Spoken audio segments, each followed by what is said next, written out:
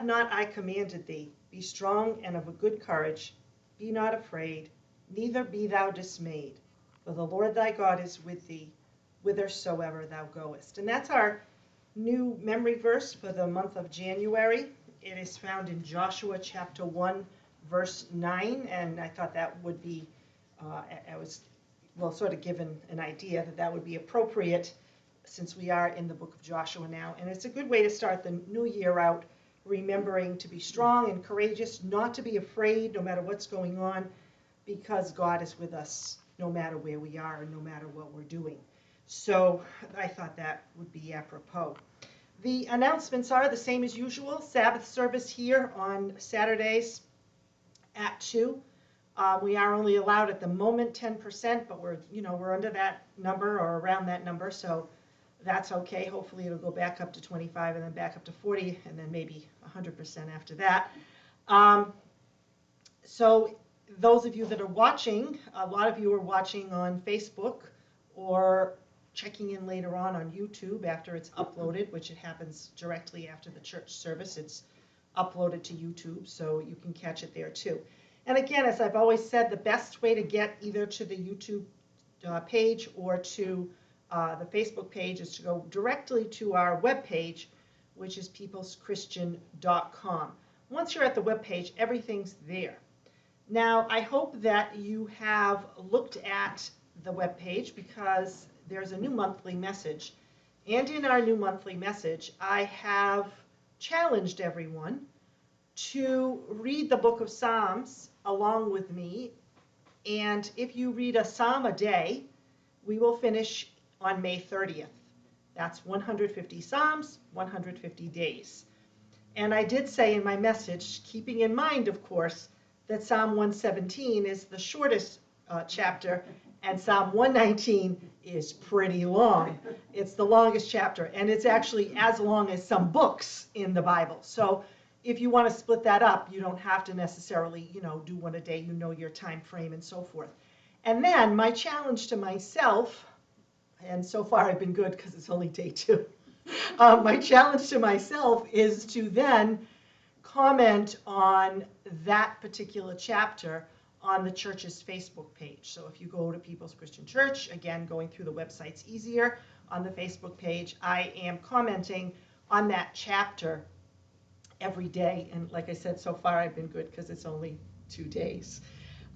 So that will be there. And I'm asking that you too, if you want to put some comments in the comment section, please feel free to do so about what you got out of that particular chapter, or if there was a particular verse in that chapter that really struck you. Today it was Psalm chapter 2, of course, and the verse that struck me, and it is and I did write this on the page, it's a messianic psalm, which means it refers to Jesus. But the end of the very last sentence of Psalm 2 is, "Blessed are all they that put their trust in him." And so, we know we have blessings to claim. So when you put your trust in God, you can claim so many blessings. So I hope that you take this challenge on. If you do, it also would be nice if you put that in your comments, like, I'm taking the challenge on. I really want to join you in doing this. I know that we have had a couple people share it so that they're putting it out to the members of their Facebook page so that they too can join us. You don't have to be a member of the church to read the book of Psalms. And you can read it pretty much in any version that you want. And I think sometimes what a good thing to do is, I know that I have a lot of physical Bibles, but I also have the app on my phone, and I also have, can just go to Google and, pull up, I usually do Bible Gateway, and you can change the version of what you're reading. So sometimes it's a good idea, if you're reading something that you don't quite understand, look for a different version. Some you have to be careful with, but you could go to the New King James Version. You might do the Parallel Bible, where you see what's happening at that time, and so forth. So especially with an app or with it on your computer, it's really easy to change the version and read it in a different way. The book of Psalms, though, I think especially the King James Version is the best. Well, I think it's the best anyway. But because a lot of it's poetic, you get the poetry involved in it also when you read the King James. But again, if you have a Bible that you're not quite understanding, try another version and see if you can get something out of that. So that's pretty much it. We're still collecting for those in need in the area. So things like toiletry items that are smaller, especially for the homeless. They can't carry around big things of shampoo, but the little travel size ones. Toothbrushes, toothpaste, feminine products, hats, gloves, underwear, especially socks, new socks. They go through socks a lot because, you know, they don't wash them and then they end up having to be just thrown away. So any of that would be beneficial. You can bring it to the church, or you can also ask, send me a message and someone will pick it up from you.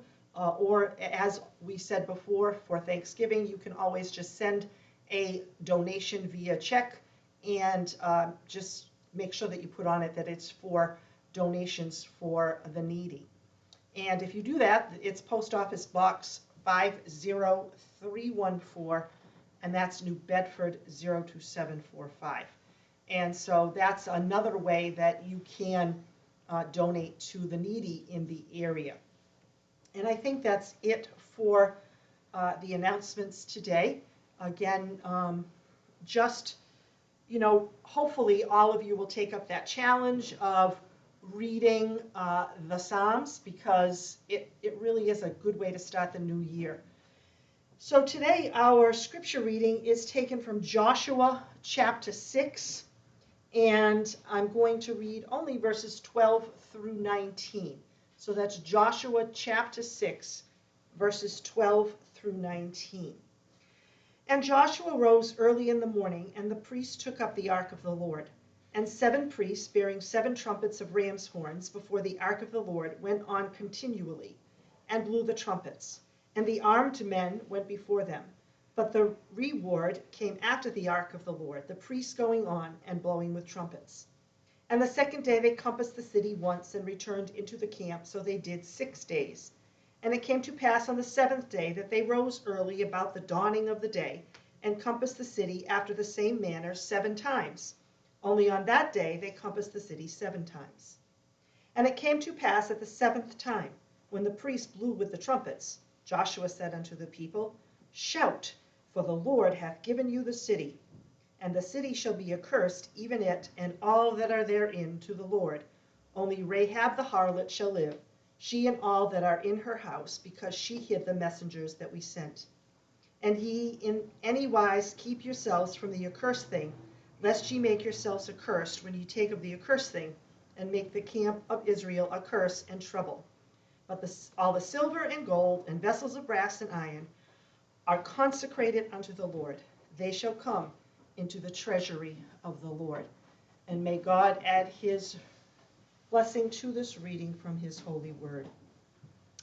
So last week we left off with instructions being given to Joshua on what to do to capture the city of Jericho. This is the very first city that they're coming across in their taking over the land of Canaan.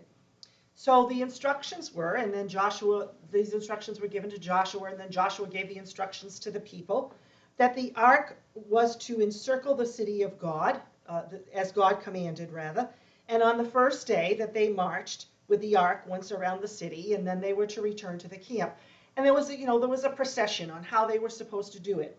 And the priests had to have the ark, and the priests were blowing the ram's horn. Then on the next day, again, they got up early in the morning. This was something that they did right away. And they took the ark and circled the city again. And the priests blew the horns as they marched. And again, this was as God had commanded.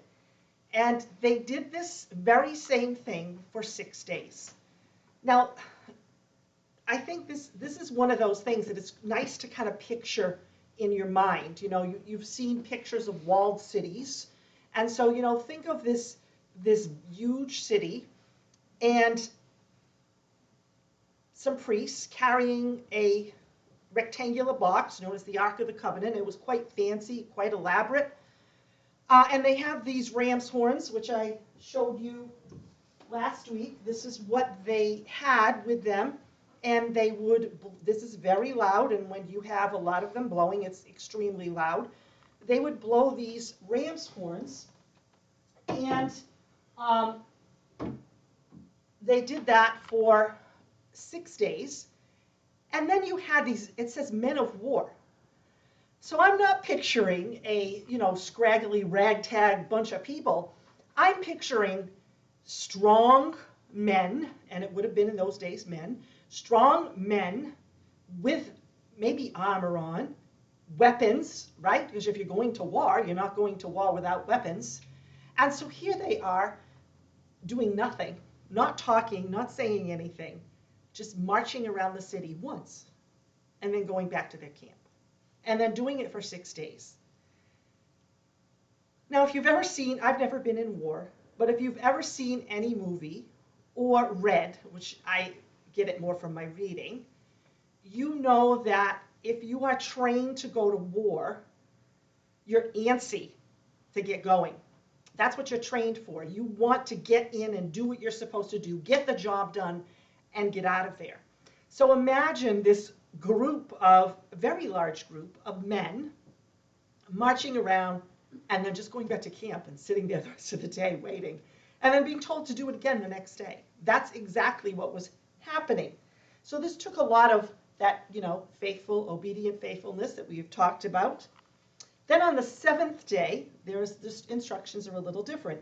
Again, they get up early around dawn, and this time, instead of just marching around the city once, they march around the city 7 times, and the priests are blowing their trumpets, and then, after the 7th time, are they told to take out their weapons and go after the people? No. Here they are prepared for battle, and what are they told to do? Shout. That's it, shout. They have to shout. And this, of course, was the instruction, so that's what they did. Now, they were given also some instructions before this by Joshua, again, given by God to Joshua, that they were not to take any of the spoils of the city for themselves. And if they did, then they would be doomed. They were told, now, usually when you go into war, when you're taking over a city or a country, you plunder it, usually, especially in that time of during the Bible times. And so they were not to take anything. They were to kill everyone except for Rahab and whoever was in Rahab's home. They were not to touch any of the silver. They were very specific here. No silver, no gold, no vessels of bronze or iron, but they were to be given to the treasury of the Lord. They should not keep anything for themselves, or a curse would happen.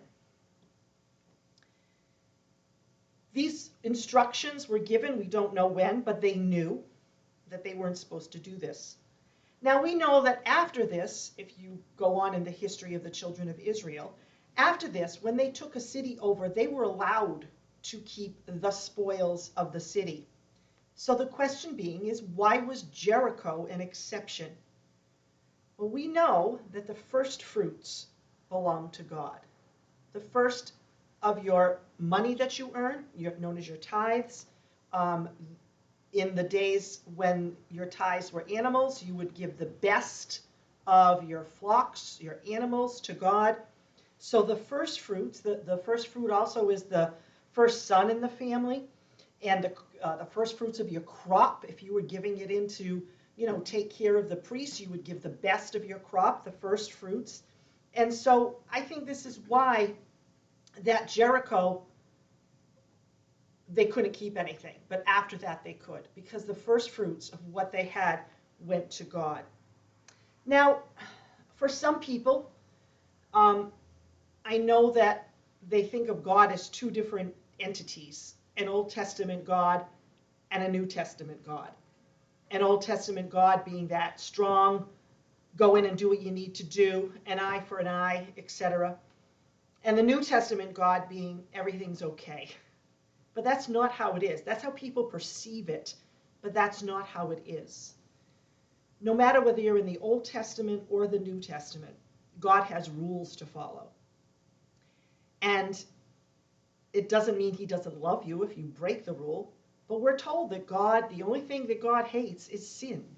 He doesn't hate people. He doesn't hate the people that sin, but he hates sin, no matter whether it's the Old or New Testament.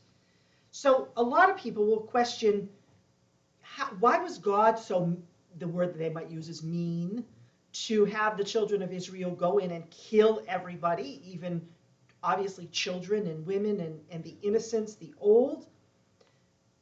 But God had, God always has his own time frame. So we know that the children of Israel had left Egypt and they had gone to the promised land, and they had not had the faith that they needed. So they wandered the wilderness for 40 years. And while they were wandering the wilderness, they were taken care of. Manna from heaven, the water they needed, etc. Clothes didn't wear out. During that time, the people in Canaan would have had their spies out and would have seen what was going on. Now we know that Rahab did that, right? Rahab knew. She understood that there was this God these children of Israel worshiped that was really strong. He performed miracles. They would have known about the plagues in Egypt. They would have known about the parting of the Red Sea. They would have known about the parting of the Jordan River. So all of these cities and towns and places in Canaan would have heard about this miraculous God. They were given 40 years after the parting of the Red Sea to change their ways. They didn't, did they? Instead, it got worse. So I'm not second-guessing God by any means, but my guess is that God was giving them a time frame to change, like he gives us a time frame to change, and they chose not to. It was their choice to continue doing what they were doing. So therefore, he had to make sure they were completely destroyed, because he didn't want the children of Israel to be influenced by them. He wanted all of that evil influence done away with. And we'll see as we go along that Israel did not always do what they were supposed to do. Excuse me. And so they were influenced negatively. So again, as we go through chapter 6, we're around verse 20 now. God commanded, the people followed, they circled the city the 7th time, the priests sounded the trumpets, the people shouted, and of course, what happened? The walls fell down. They fell down flat. Then each man went straight before him to take the city, and they utterly destroyed every living thing, including the people and the animals, as God had commanded. Again, Rahab and her family were spared. Obviously, it seems as if they must have taken her before the wall fell, because her house was on the wall or near the wall, because remember, she let them down over the wall from her house. So, and we're not given particulars on how it happened, but we do know that Rahab and her family were spared. The city itself was burned with fire to make sure everything was demolished. But the silver, the gold, the vessels of bronze and iron were put in the treasury for caring for the house of God, or the tabernacle. Again, just like we do, we put in our tithes and offerings to keep the church running. And again, God reminded them, or they were reminded, they were not supposed to take any spoils. Joshua then pronounced a curse on any man who would rebuild the city of Jericho. And again, this is coming from God. Specifically, his firstborn would die, and when the foundation of the city was set, and the youngest child would die when the gates were set up. And this curse was fulfilled many years later, and it is recorded in 1 Kings chapter 16. A man named Hiel of Bethel rebuilt Jericho. His firstborn, Abiram, died when the foundation was laid, and his youngest son, Zegub, died when the gates were set up. So this was fulfilled. Joshua, as we know, was highly respected. God made sure that was so because he wanted the children of Israel to follow him. And this event also proves that he was a prophet. He knew what was going to happen, of course, because God told him. And his miracles and prophecies were proved that it proved that God spoke through him. And of course, this was a big purpose of these miracles. So now we move on to chapter 7. Israel has defeated Jericho by God's commands. They're ready to move on to the next city, which was called Ai. Ai, that's how it's spelled. They've just had this overwhelming victory. They obviously didn't lose anybody because they didn't fight. They just marched around. And they're ready for another victory. But there's a problem. And they don't know. So, the account begins in chapter 7 by telling about Achan's sin.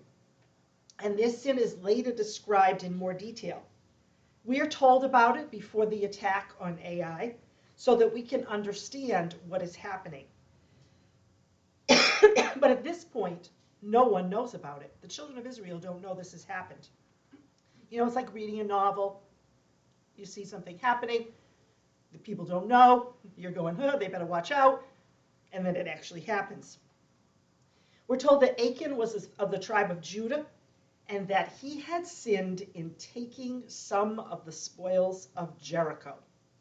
And we know, of course, this had been expressly forbidden. It was supposed to go to the treasury of the tabernacle.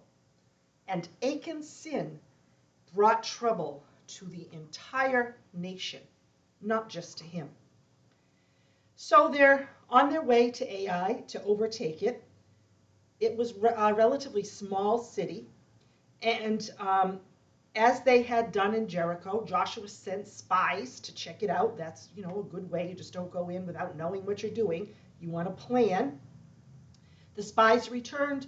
They're confident that the city is so small that they don't even need to take the whole army. They're saying, why should everybody go? Let's just take 2,000 or 3,000 and we'll have no trouble taking over this city. So 3,000 of the fighting men go up against Ai. And what happens? They're defeated. The people of Ai defeat them. Israel fled, and around 36 men were killed. And the result, of course, now is discouragement.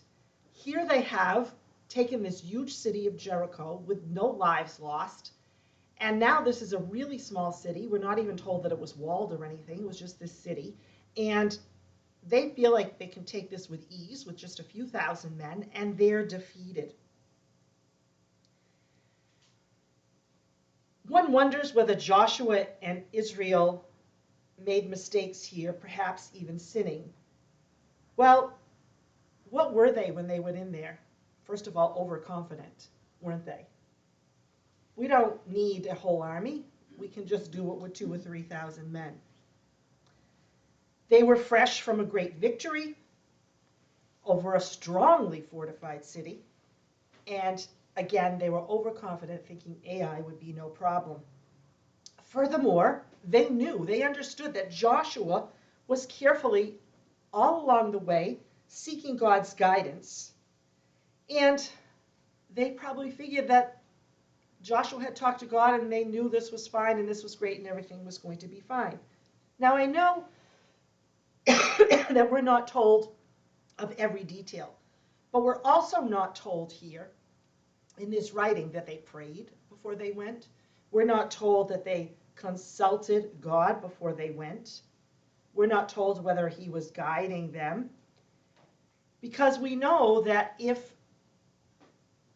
God wanted them to be successful at this point, he would have warned them about Achan's sin. In any case, we learned here that times of prosperity can sometimes be a source of trouble for God's people, even sometimes more than times of hardship. When we suffer, sometimes we get discouraged, sometimes we lose faith, but I think sometimes even more, we turn more to God. When we're going through a difficult time, that's when we seem to pray more, when we seem to grow closer to God. But when all is going well in our lives, we tend to have this self-confidence. We fail to appreciate our need to trust God and rely on God because in our human frailty, in our human mind, we're thinking, oh, I can do this because I'm doing it and everything is fine. But we're not doing it alone. We're never doing it alone. So we can see that we need to appreciate God and trust Him, whether we're in a good time in our lives or a bad time, because both blessings and troubles can be a downfall if we don't use them properly, and if we don't remember to be thankful for our blessings and to lean on God. So as we continue on in chapter 7, Joshua is really upset over this defeat. So upset that he tore his clothes. He put dust on his head, which was a customary sign of grief. Often people did this when they lost a loved one. And he fell in front of the Ark of the Covenant until evening, along with the elders of Israel. So it's like they're in mourning for this defeat. Then Joshua raises his complaint to God. He asks him why this great loss had occurred. And he asks him whether God had brought the children of Israel into the land only to have them destroyed by their enemies. He said, we would have been better off had we just stayed on the east side of the Jordan River. And then he said also, I wonder what's going to happen when the people of the land hear that Israel has suffered defeat from a weak enemy. When they went into Jericho, people were fearing them. They had heard all about the things that were happening. They were afraid. And now this huge group of people have been defeated by this small city of Ai. He thought, this is what's going to happen now. They're going to get together. They're going to surround our camps, and they're going to destroy us. This would be tragic, obviously, for the children of Israel, but he also says it's going to be a reproach on your name. And this is him talking to God. If Joshua had not consulted God before the attack, he wasn't consulting him here.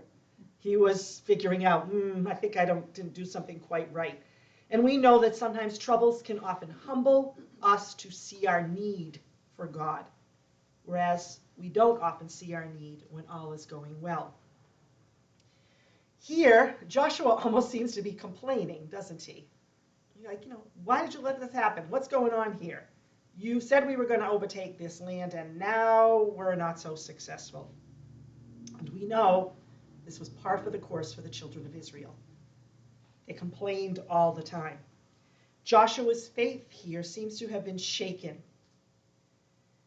It doesn't say here that this was a sin of Joshua, but God is about to respond to him forcefully in the following verses. In any case, had Joshua gone to God for guidance before the attack, the defeat more than likely would have been avoided. So what happens? Well, let's read Joshua 7, verses 10 through 12. It says, and the Lord said unto Joshua, get thee up. First of all, he's got to do something, hasn't he? And oftentimes, when we're in a place, we need to do something before something else will happen. So he says, get thee up. Wherefore liest thou upon thy face? Why are you wallowing in self-pity here is pretty much what he's saying. Israel hath sinned, and they have also transgressed my covenant which I commanded them. For they have even taken of the accursed thing, and have also stolen, and dissembled also, and they have put it even among their own stuff. Therefore the children of Israel could not stand before their enemies, but turned their backs before their enemies, because they were accursed. Neither will I be with you any more, except ye destroy the accursed from among you. So God's telling him, well, you didn't consult me, and I know there's something going on here. Somebody didn't do what they were told to do. So God's response is really firm here, isn't it? Get up, Stop whining. You should have known better. Look back at your life and some terrible thing that's happened. Shouldn't you have known better? More than likely. Things you've done, you go, oh, why did I do that? And they lead you down a wrong path. When things don't go well, it's not God's fault. It's a decision we've made. It's a choice we've made. When something goes wrong, it's usually not someone else's fault either. And that tends to be the way we go. Well, so-and-so said I should do this. You could have said no, but you choose not to. Children are great for that. And we've all heard that saying from our parents and grandparents. Well, if they jumped off a bridge, would you jump off a bridge too? You have a choice in all matters. And so it's not God's fault if you do something wrong. God explained to them that they had sinned. They transgressed by taking something from the spoils of Jericho and keeping it for themselves, which God had expressly forbidden. In other words, they had stolen and they had lied, pretty much. It was deception. The devoted things were supposed to go to the worship and service of God, and anyone that kept them was stealing from God. And God said this was specifically the reason that they were defeated by their enemies.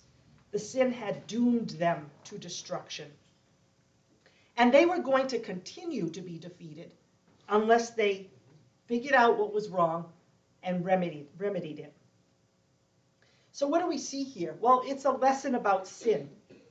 Clearly, we learn here the dangers of sin and disobedience to God's covenant.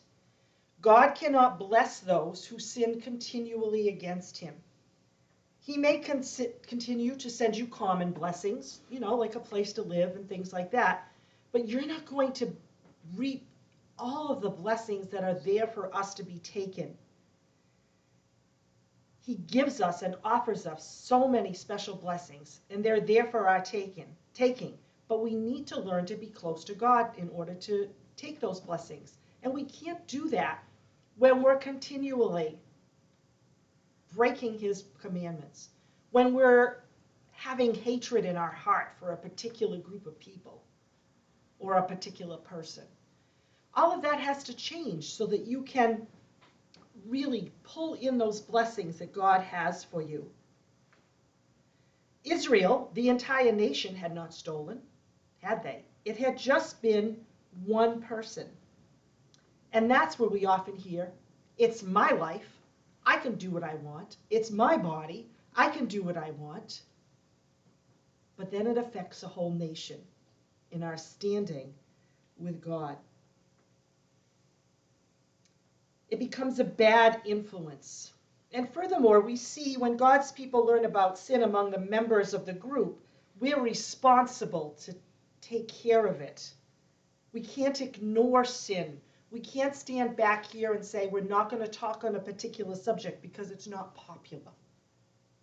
If God says it's not right, it's not right. We need to make sure that we take care of each other and remind each other of God's commandments. We cannot hide from God. Jonah tried to do that, didn't he? Ended up in a whale. And we know that we will have troubles if we don't repent. And this is what happened to the children of Israel. And yes, many of them didn't know that someone had stolen goods. But it affected the entire nation. We'll end with that today. And we're in chapter 7, if you want to read on and see where we're going next week. And you're going to see that they're going to take care of the problem. They're not going to, sweep it under the rug. It's going to be taken care of so that they can take over the land of Canaan as they were promised. So I just again want to remind you that I am giving you something to do for the new year, a challenge in reading the book of Psalms, and I hope that you join me, and I hope that you comment on the Facebook page, or you can always send me a text if you want to do it that way, if you don't have Facebook, and I'll include it in there. But I think that it is a good way to start out the new year. I thought that the book of Psalms would be good because a lot of it's uplifting.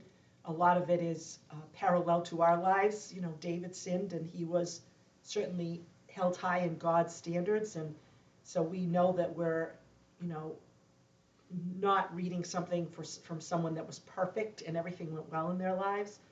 We're reading the writings of someone who is just like us. And so it's always good to see that David had his downs and his ups and his doubts and his fears, but he always relied on God. And some of the Psalms also are not written by David. They're written by others, and you can usually see that at the top of the particular chapter. So again, I hope you join me in that, in reading the book of Psalms. And if you do, we'll be talking about it through May 30th. So we're going to close today, as we always do, with a word of prayer. We still have many people on the prayer list, especially those that, you know, have a disease right now that they're fighting, whether it be cancer or heart disease or mental health problems, as we know that that's a big problem right now. It could be fighting this virus that we are dealing with in our country. So whatever it is, and some people, you know, just need praying for because they've, you know, they've moved away from God, or they don't even believe in God. And maybe that's who we should be concentrating our prayers on, and those people that really need that hope that we have. So let's look to God in prayer.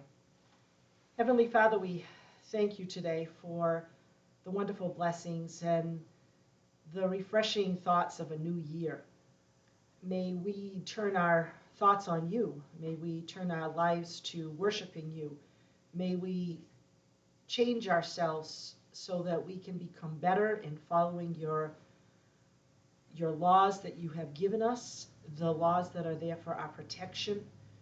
We thank you that when we keep those laws, we can claim certain blessings from you, and we know that you are always by our side helping us, which certainly does give us a better frame of mind when we know that we're not in this alone. We're never alone. You're always by our side, and we give you praise and thanks. I ask special blessings this afternoon on those that are sick, and you certainly do know their needs. You know what it is. You know that you can change the doctor's mind in giving something to them that will make them better. We know that you're so powerful. You know a time frame in which all these things need to be done. And so we know that we're putting all of this in your hands, especially those that are sick. You know what's best for them. Help us to understand. Help us to be patient. Help us to look to you for the encouragement that we need for these people each and every day. I also ask special blessings on those that mourn, those with financial difficulties. I ask for blessings on our governments, both local and national, protection for our president and his family, and protection and blessings for our service personnel throughout the world and their families. And always, of course, on our first responders, blessings for them, on our volunteers, on those that are dealing with the public. I ask that you give them patience and wisdom to do their jobs to the best of their ability, keeping them safe, wrapping your arms around them each day as they do their job. And I also pray that everything that was said today is to your name's honor and glory, giving you praise and thanks in your Son's name. Amen. God is good all the time.